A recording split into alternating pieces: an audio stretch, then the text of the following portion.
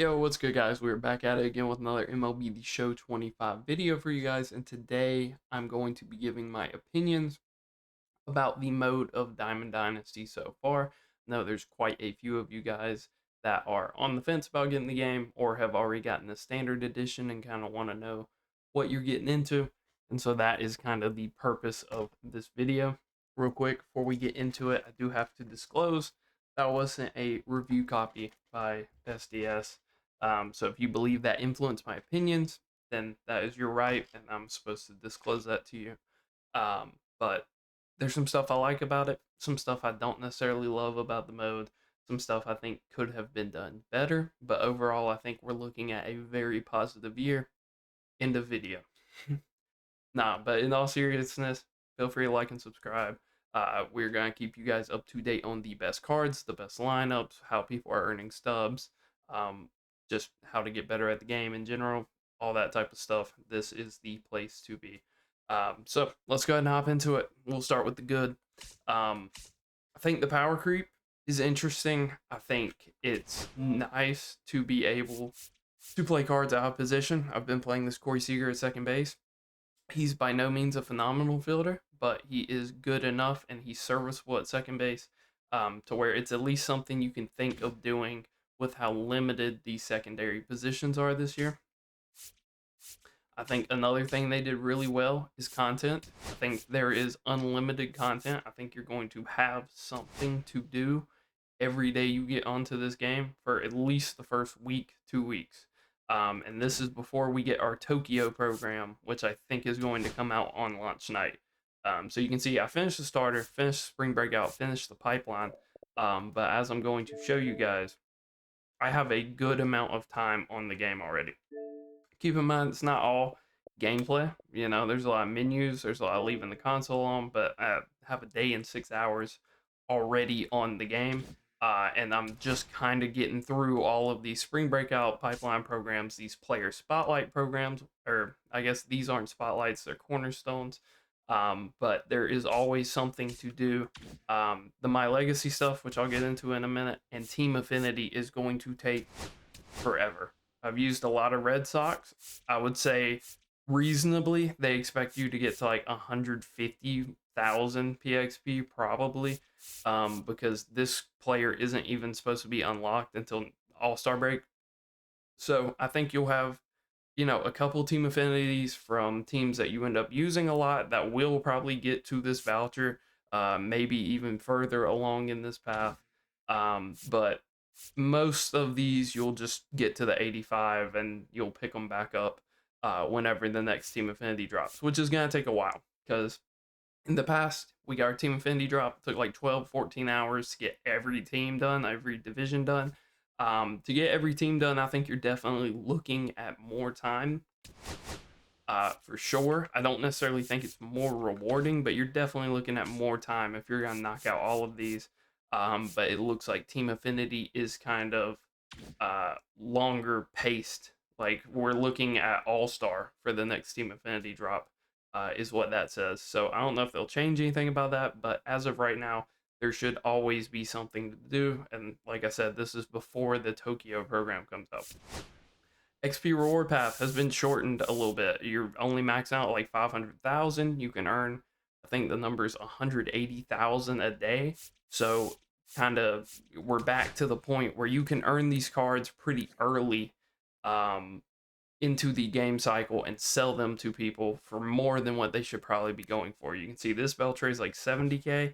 Up until I guess the daily refresh, these cards were about 100. So every 24 hours or so, they're going to start to lose more and more value. But if you're grinding, that is an avenue to make some stubs in the future. So I think that's a positive thing because there's not a ton of ways to make stubs right now. Like I said, I enjoy this. Where's it up? The legacy program's cool. There's some cool rewards in here, like this triples suit uniform. There's like some overalls and stuff. And then there's also this March to October, which I think is cool because after you've grinded everything possible in DD, You can go run some March to October, get more rewards there, get more packs, more stubs, more XP. So I think that's a cool avenue. Kind of encourages DD players to go at least try out stuff like that.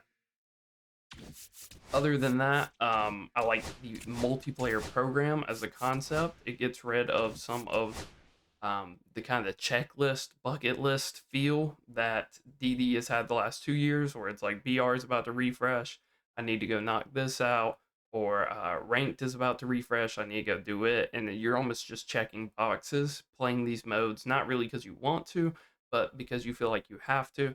So I feel like, assuming they don't go like this direction with the missions where it's mode specific, it should get rid of some of that checklist feel. You can play whatever multiplayer mode you want as long as you're playing multiplayer. So I think that's an interesting way to go about it. Should be good. Um, and now I guess we're going to get to the negatives, unfortunately. Um, this is kind of a negative for most of you guys. For me, for other people that have Carlos Beltran early on in the game cycle, it's going to be a positive. But for most people who don't even do live series when we had sets, when they were way cheaper to do, this is going to suck for y'all, because it's going to feel insurmountable to have this many stubs and get this Beltron done. You're going to have people say just play the game, you'll get there eventually, flip, do cards, stuff like that.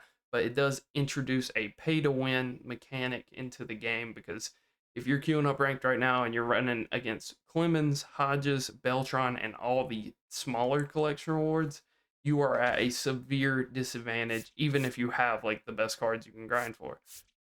So it does introduce a pay to win element, but that's kind of what y'all wanted when you wanted to get rid of sets. I think that was an underrated thing about sets, is it kept the lower end teams closer to the higher end teams, where now you're going to see much more of a team disparity.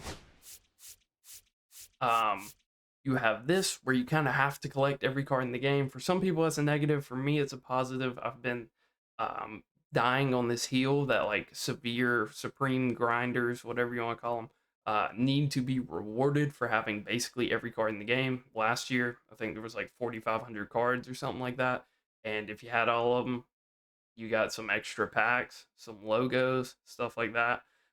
Whereas now we're gonna see a return to form with like Mookie Betts, Mickey Mantle, Mike Trout, Kershaw, Mariano Rivera, Rollins. Those like big collection reward cards should be back. So you're going to need all of these cards as you go. So that kind of gives you something to always work towards, which I think is a positive. Other negatives, power creep. I'm not a huge fan of the power creep. The better you are at the game, for the most part, the less of a fan you are at power creep, because you're sitting here hitting perfects. You're sitting here lining up really good swings, and they're just not going anywhere because you're using guys with 50, 60, 70 power. Feels like you really want to prioritize guys with like 80 power plus. This Kobe Mayo is a great example. This is like the power that you would love to have at this stage in the game. This is power that you pretty much need if you want good swings to leave routinely. Otherwise, you're getting into like Trey Turner territory. They're going to fly out a lot. And good players are still going to hit good with them, but it's just not going to have that same feel that it kind of has in previous years, which some of you will like that. Some of y'all will hate that. I'm kind of in the middle. It'll get better as the game cycle goes. Let's see, what else do we have? I think pack stores kind of a dub, because there's always a crowd of people that want to pull packs. They want there to be more interesting packs to pull. You've got these. You'll get some Tokyo packs. This is an absolute scam because it's just not really worth it. Like, unless you're pulling 2 Christian Campbells, there's really no way you're making your stubs back on this pack. So it's kind of a ripoff. But if you did just want a variety of packs to pull, there is that now. Exchanges look interesting. And then I think my biggest negative, and this will probably be a hot take, a lot of people probably won't like this. I don't think Diamond Quest is super revolutionary. To me, when I'm playing it, it just kind of feels like a reskin of Showdown. It feels like you're doing everything that you would do in a Showdown, and then you're also expected to do it multiple times. The upside of that is the rewards are sellable, so it is an avenue to make some additional stubs. You're getting packs as you go, you're getting XP as you go. So it's an interesting mode. I don't think it's everything it was hyped up to be. I think a lot of people are hyping it up kind of how mini seasons was hyped up the first year it was in the game. And then as it went, people got bored of it. They started to realize the flaws with it. I think this is going to go a similar way. As of right now, it's a cool mode.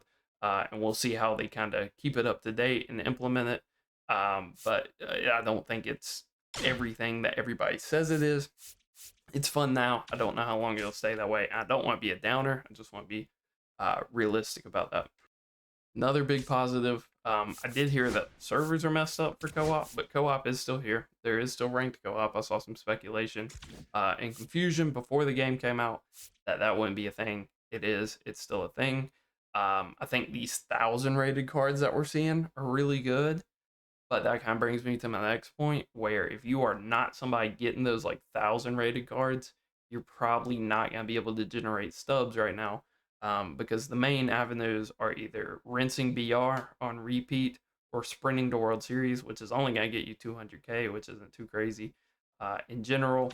But that's kind of how we've been the last few years. It's been very hard to make stubs. You're either like stuck flipping or just grinding as you go, selling everything you get, trying to get live series done, stuff like that. There just isn't a ton of great ways to make stubs. It's very reminiscent of last year before we got the Road to the Show stub glitch. I don't know if we'll get another glitch like that. It doesn't look like it. So I think it's just going to be a tough year to generate stubs in general, at least right now, until the market calms down, until it gets a little easier to flip and stuff. As of right now, there's not a ton of great ways to make stubs. It seems like events might be kind of cooked. I don't know where you get rewarded from events. I don't know if there's any win rewards for events. So I don't know why you would ever play events. Like if you get 10 wins, then you get a diamond, which is cool and has some value right now. But where are we at in events a month from now when these 85, 87 diamonds aren't nearly as valuable as they are now? I don't know. Events might just kind of be chalked. It might just be what you load up to grind some easy PXP or get some missions done. So it kind of seems like events might be going by the wayside, which is a shame because I've probably played more event games than anything the last few years. Um, but yeah, that's kind of my negatives and positives. It may have sounded like a lot of negatives, but overall, I'm having a lot of fun with the game. Not loving the power creep, but at the end of the day, I think it's still a good product. Um, Not too much has changed. I think the modes are the modes that they kind of have been. We haven't seen what Weekend Classic is going to look like yet, so we do have that to look forward to in 26 days. And Diamond Quest is a cool idea.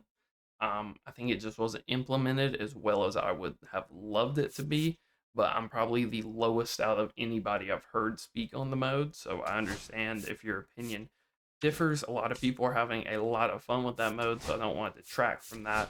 It's just my personal experience hasn't been anything overwhelming with the mode. So hopefully you guys enjoyed. Hopefully I kind of summed up some stuff you can look forward to on the game mode and just kind of reset expectations to make it a little more realistic for you guys when you get on. To not necessarily you'll be overwhelmed with content for sure, but there's not a ton of ways to make stubs. And ultimately, if your end goal is to play ranked and compete, you are going to be at a disadvantage without Beltron. Although, how many people really have Carlos Beltron right now? So, hopefully, you guys enjoyed. Till next time, peace.